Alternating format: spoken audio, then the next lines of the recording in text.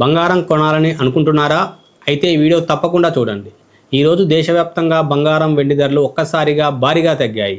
ఈ తగ్గుదల వెనక అసలు కారణం ఏంటి? ఇకపై ధరలు ఇంకా పడతాయా లేక మళ్ళీ భారీగా పెరుగుతాయా? పూర్తి వివరాలు ఇప్పుడు చూద్దాం. ఈరోజు ఇండియన్ మార్కెట్లో బంగారం వెండి ధరలు స్వల్పంగా తగ్గాయి.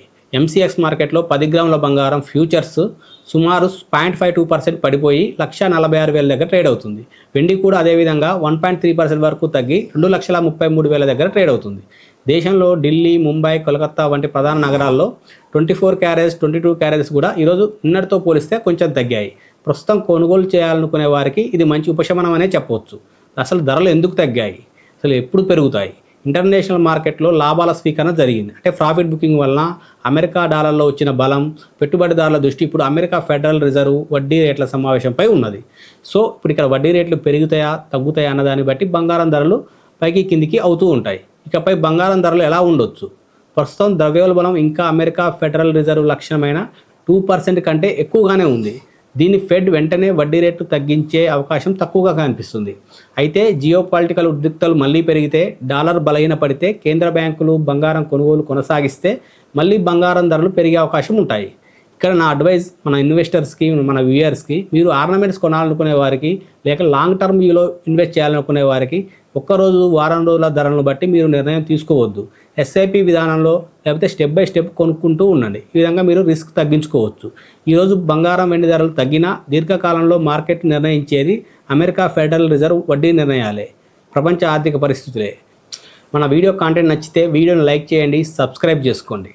బంగారం పతనం ముగిసిందా? ఇక భారీ ర్యాలీకి సిద్ధమవుతుందా? గత కొన్ని రోజులుగా బంగారం ధరలు వరుసగా ఒత్తిడిని ఎదుర్కొంటున్నాయి. చాలామంది పెట్టుబడిదారులు బంగారం బుల్ మార్కెట్ ముగిసిపోయిందా అనే సందేహపడుతున్నారు. బంగారం తన కనిష్ట స్థాయికి ఇప్పుడే తాకి ఉండవచ్చు, కానీ ఇక్కడ నుంచి భారీ అమ్మకాల ఒత్తిడి తగ్గి ధరలు స్థిరపడే దశలోకి ప్రవేశించే అవకాశం ఉందని చెప్పొచ్చు. ఇక్కడ మనం అసలు పరిస్థితి ఏమిటి? గత కొన్ని నెలల్లో బంగారం మార్కెట్లో భారీ లిక్విడేషన్ జరిగింది. అంటే లాభాలను బుక్ చేసుకోవడానికి, అలాగే భయంతో చాలామంది పెట్టుబడిదారులు ఇప్పుడు తమ బంగారాన్ని అమ్మేస్తున్నారు. దీంతో ధరలు గణనీయంగా పడిపోతున్నాయి. అయితే ఇప్పుడు ఈ అమ్మకాల ఒత్తిడి క్రమంగా తగ్గుతుంది. దీనినే మనం కన్సాలిడేషన్ అంటారు. మార్కెట్లో తదుపరి పెద్ద కదలిక సిద్ధమవుతుంది. భారీగా పెరుగుతుందా లేదా పడిపోతుందా అనే నిర్ణయం ఈ దశలోనే తీసుకుంటుంది. సో ఇప్పుడు బంగారం భవిష్యత్తు దేనిపై ఆధారపడి ఉంటుంది? నా ఒపీనియన్ ఏంటంటే, ఇకపై బంగారం 3 అంశాలు నిర్ణయిస్తాయి. అదేమిటంటే అమెరికా ఫెడరల్ రిజర్వ్ వడ్డీ రేట్ల నిర్ణయం, రెండవది అమెరికా డాలర్ బలం, మూడవది అమెరికా బాండ్ ఈల్డ్స్. ఈ 3 బంగారానికి అనుకూలంగా మారితేనే బంగారం మళ్ళీ పైకి పెరిగే అవకాశాలు ఉంటాయి. అమెరికా ఉద్యోగాల డేటా ఎందుకు ముఖ్యమైంది? ఇటీవల విడుదలైన అమెరికా ఉద్యోగ గణాంకాలు అంచనాల కంటే బలహీనంగా వచ్చాయి. అంటే జూన్లో వచ్చిన డేటా ప్రకారం 57,000 ఉద్యోగాలు మాత్రమే పెరిగాయి. దీంతో ఫెడ్ మరింత దూకుడుగా వడ్డీ రేట్లు పెంచే అవకాశాలపై మార్కెట్ అంచనాలు తగ్గాయి. సో ఇది బంగారానికి కొంత సానుకూల సంకేతంగా మారినా మార్కెట్ ఇక్కడ గమనిస్తుంది. మరొక కీలక విషయం, ప్రపంచంలో సెంట్రల్ బ్యాంకులు ఇంకా బంగారాన్ని కొనుగోలు చేస్తూనే ఉన్నాయి. అలాగే చైనా రియల్ ఎస్టేట్ రంగం కూడా బలహీనపడడంతో చాలామంది పెట్టుబడిదారులు ప్రత్యామ్నాయంగా బంగారాన్ని ఎంచుకుంటున్నారు. ఇవి దీర్ఘకాలంలో బలమైన మద్దతుగా నిలవచ్చు. పెట్టుబడిదారులు ఇప్పుడు ఏం చేయాలి? మీరు దీర్ఘకాల పెట్టుబడిదారులు అయితే రోజువారీ ధరలపై అవసరం లేదు.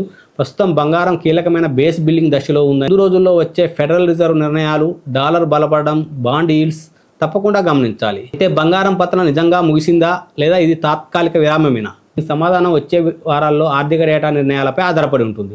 కాబట్టి బంగారం పెట్టుబడిదారులు ఇప్పుడు మరింత అప్రమత్తంగా ఉండాల్సిన సమయం వచ్చింది. ఇలాంటి బంగారం, వెండి, స్టాక్ మార్కెట్ అనాలిసిస్ల కోసం నా ఛానల్ని సబ్స్క్రైబ్ చేసుకోండి. ఈ వీడియో నచ్చితే లైక్ చేయండి. మీ అభిప్రాయాన్ని కూడా కామెంట్లో చెప్పడం మర్చిపోవద్దు. Thank you.